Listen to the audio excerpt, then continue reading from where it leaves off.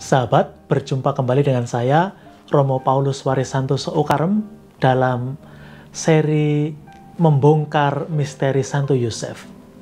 Kali ini, 7 hari terakhir, sebelum kita masuk masa Prapaskah, saya ingin mengupas mengenai 7 keunggulan, kehebatan, keagungan Santo Yosef.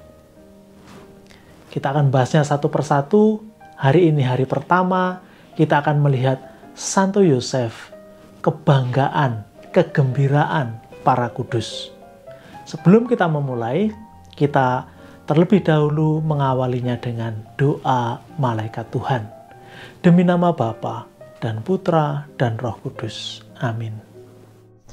Maria diberi kabar oleh malaikat Tuhan bahwa ia akan mengandung dari Roh Kudus. Salam Maria, penuh rahmat Tuhan sertamu, terpujilah engkau di antara wanita, dan terpujilah buah tubuhmu Yesus. Santa Maria Bunda Allah, doakanlah kami yang berdosa ini, sekarang dan waktu kami mati. Amin. Aku ini hamba Tuhan, terjadilah padaku menurut perkataanmu. Salam Maria, penuh rahmat Tuhan sertamu, terpujilah engkau di antara wanita, dan terpujilah buah tubuhmu Yesus. Santa Maria Bunda Allah, doakanlah kami yang berdosa ini, sekarang dan waktu kami mati. Amin. Sabda sudah menjadi daging dan tinggal di antara kita. Salam Maria, penuh rahmat Tuhan sertamu, terpujilah engkau di antara wanita, dan terpujilah buah tubuhmu Yesus. Santa Maria Bunda Allah, doakanlah kami yang berdosa ini, sekarang dan waktu kami mati. Amin. Doakanlah kami ya Santa Bunda Allah, supaya kami dapat menikmati janji-janji Kristus. Marilah kita berdoa. Ya Allah, karena kabar malaikat kami mengetahui bahwa Yesus Kristus Putramu menjadi manusia. Curahkanlah rahmat-Mu ke dalam hati kami, supaya karena sengsara dan salibnya, kami dibawa kepada kebangkitan yang mulia, sebab Dialah Tuhan dan pengantara kami. Amin. Sahabat, 7 keagungan, keunggulan Santo Yosef ini saya ambil dari buku yang ditulis oleh Romo Donald Calloway. Jadi dia menulis mengenai keagungan dari Bapa rohani kita.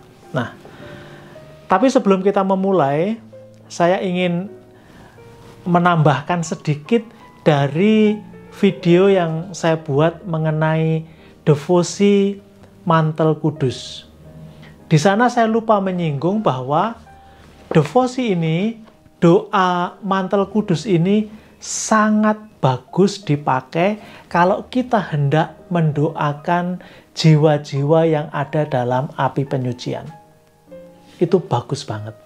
Maka kalau Anda, saya nggak tahu siapa, mendapat panggilan untuk mendoakan jiwa-jiwa yang berada dalam api pencucian, atau Anda mendedikasikan hidup Anda, mendedikasikan doa-doa Anda untuk keselamatan jiwa-jiwa yang ada dalam api penyucian, devosi mantel kudus ini sangat powerful, kuat sekali.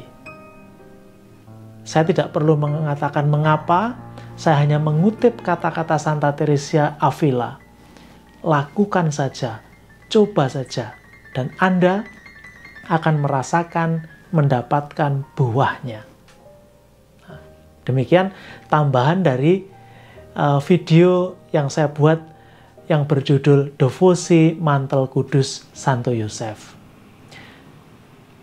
Linknya ada di bawah, jadi link videonya ada di kotak ini, Anda bisa melihat di sana. Nah, sekarang kita mulai bahasan kita mengenai keagungan dan keunggulan Santo Yosef, yaitu kegembiraan para kudus. Nah, sebelum kita memulai melihat kegembiraan para kudus ini maksudnya apa, yaitu bagaimana orang-orang kudus, para santo santa melihat dan memandang Santo Yosef. Bagaimana mereka menggambarkan kedudukan Santo Yosef. Saya beri dulu beberapa hal mendasar agar kita paham kedudukan Santo Santa di dalam Gereja Katolik, kedudukan Bunda Maria, kedudukan Santo Yosef sendiri, dan tentu saja posisi Tuhan Allah. Mengapa ini harus dipahami?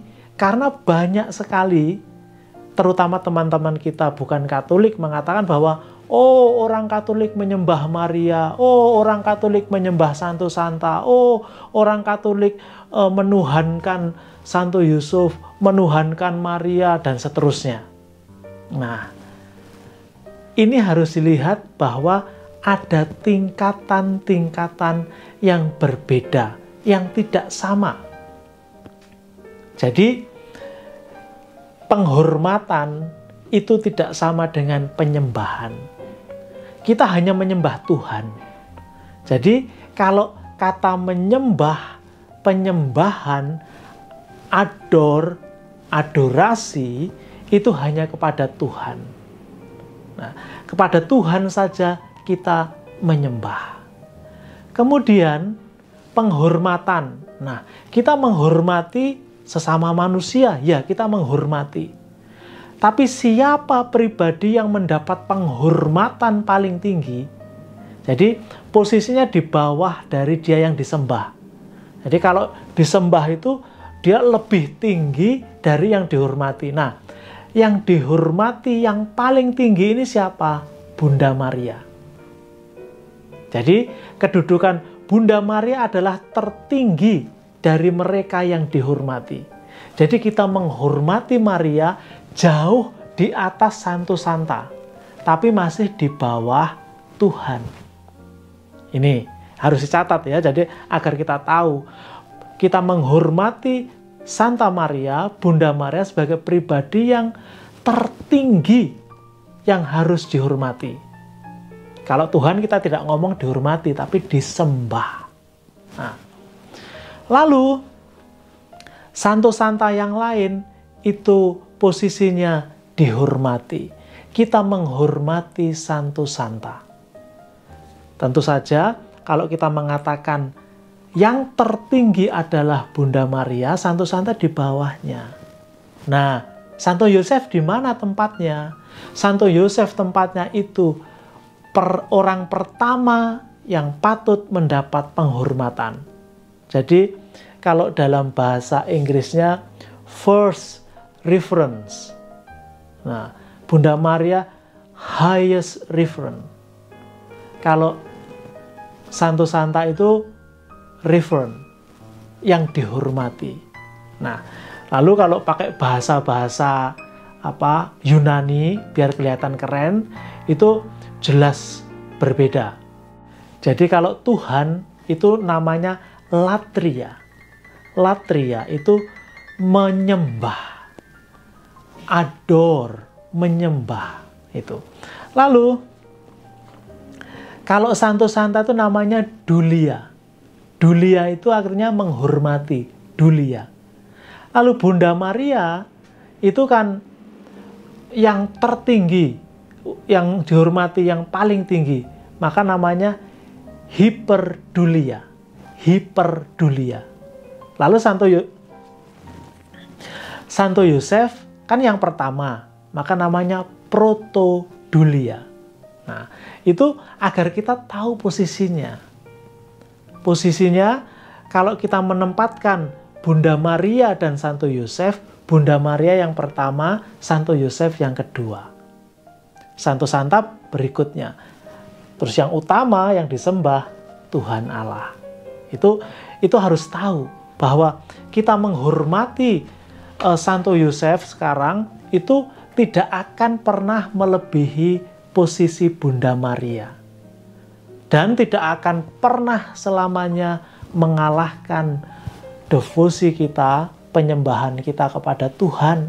Karena kita tidak pernah menyembah Bunda Maria, tidak pernah menyembah Santo Yosef, tidak pernah menyembah Santo Santa. Kita menghormati mereka pada posisinya masing-masing. Sahabat, sebelum saya mengulas lagi mengenai Santo Yosef, kebanggaan, kegembiraan para kudus ini, Saya ingin bercerita bahwa saya pernah 3 tahun lamanya itu tinggal di paroki yang gerejanya dipersembahkan kepada Santo Yosef. Itu di daerah Port Melbourne, di kota Melbourne. Jadi gereja kecil, tapi bagi saya begitu hangat. Ada sesuatu yang waktu itu saya tidak bisa mengungkapkannya. Apa yang terjadi? Jadi saya begitu senang kalau duduk sendiri di dalam gereja, karena gerejanya kecil begitu, tapi sangat enak.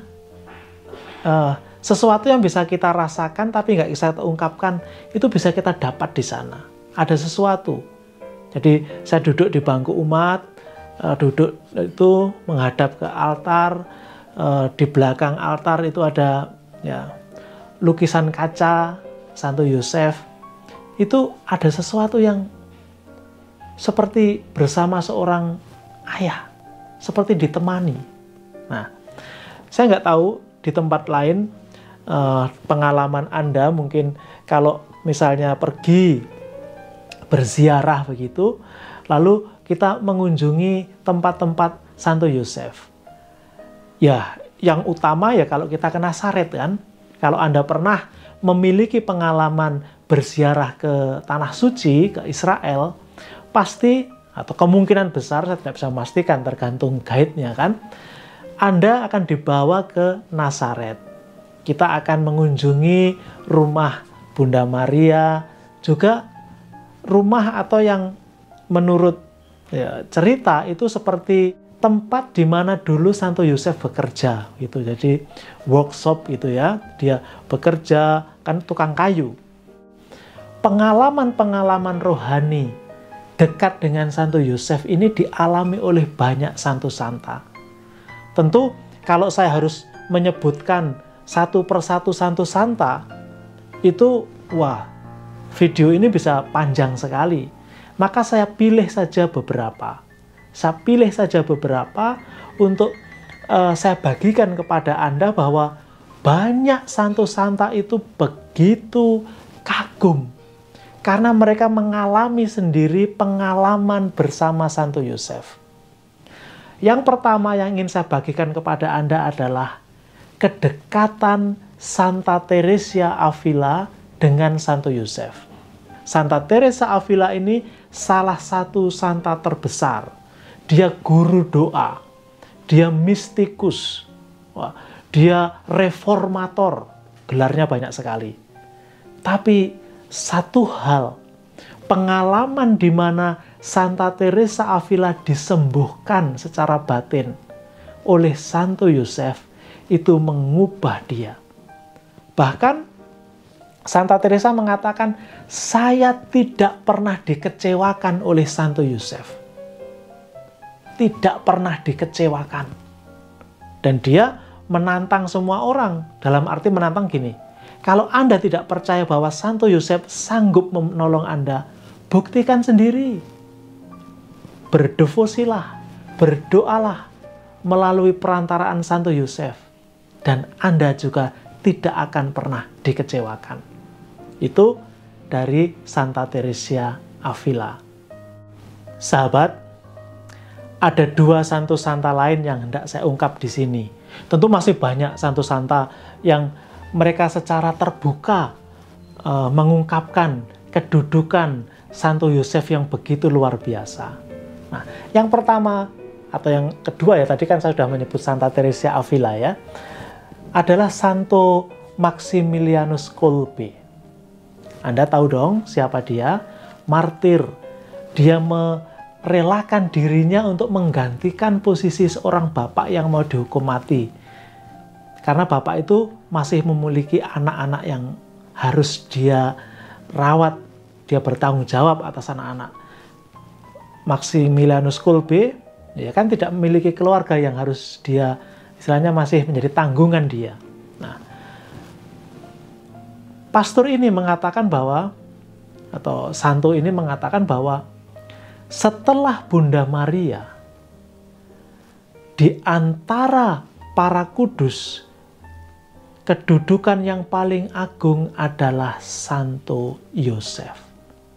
Atau Santo Yosef adalah yang paling agung di antara para santo santa, di antara orang-orang kudus setelah Bunda Maria. Nah, lalu Santo Alfonsus Liguori, terkenal sebagai pencinta Maria, terkenal sebagai pendorong devosi kepada Bunda Maria.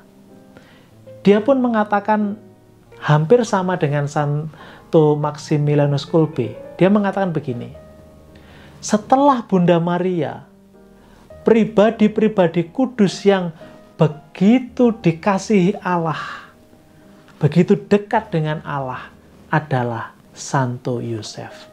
Ya tidak bisa disanggah, karena setelah Tuhan Allah memastikan mendapat persetujuan dari Bunda Maria untuk menerima Yesus, lalu orang kedua yang didatangi oleh Allah melalui malaikatnya adalah Santo Yosef.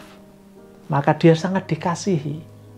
Dan kita semua tidak perlu mengiri, tidak perlu merasa iri dengan itu semua. Bahkan Santo Santa pun mengatakan dan menyadari itu benar. Posisi Santo Yosef itu lebih tinggi dari semua orang kudus kecuali Bunda Maria. Dia lebih tinggi dari Santo Yosef. Saya sudah menjelaskan tadi sebutannya bagaimana di depan tadi.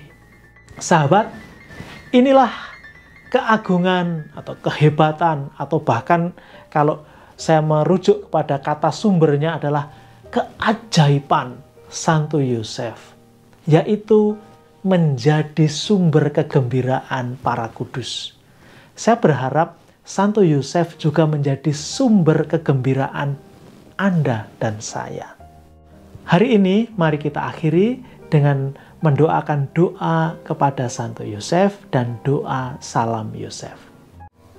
Santo Yosef, perlindunganmu amat besar, amat kuat, dan amat cepat di hadapan singgasana Allah. Aku mempercayakan kepadamu segala kepentingan dan keinginanku. Santo Yosef, tolonglah bantu aku dengan kekuatan perantaraanmu dan mohonkan bagiku dari putramu yang ilahi itu segala berkat rohani melalui Yesus Kristus Tuhan kami. Dengan demikian, dibantu oleh kekuatan surgawimu di bumi ini, aku dapat mempersembahkan terima kasih dan hormatku kepada Bapa yang Maha Kasih. Ya Santo Yosef, aku tak pernah jemu memandangmu dan memandang Yesus yang tertidur dalam pelukanmu. Aku tidak berani mendekat selagi dia beristirahat tenang dekat hatimu. Dekaplah dia atas namaku dan ciumlah keningnya yang indah itu bagiku. Dan mohonkanlah agar dia membalasku dengan ciuman bila mana aku hampir menghembuskan nafasku yang terakhir. Santo Yosef, pelindung jiwa-jiwa yang akan berpulang, doakanlah aku. Amin. Doa salam Yosef. Salam Yosef, pria yang tulus, mempelai murni Maria, ayah Mesias keturunan Daud. Terpujilah engkau di antara pria, dan terpujilah Yesus Putra Allah yang dipercayakan kepadamu. Santo Yosef, pelindung gereja semesta, lindungilah keluarga-keluarga kami dalam damai dan rahmat ilahi, dan dampingilah kami pada waktu kami mati. Amin. Demi nama Bapa dan Putra dan Roh Kudus. Amin.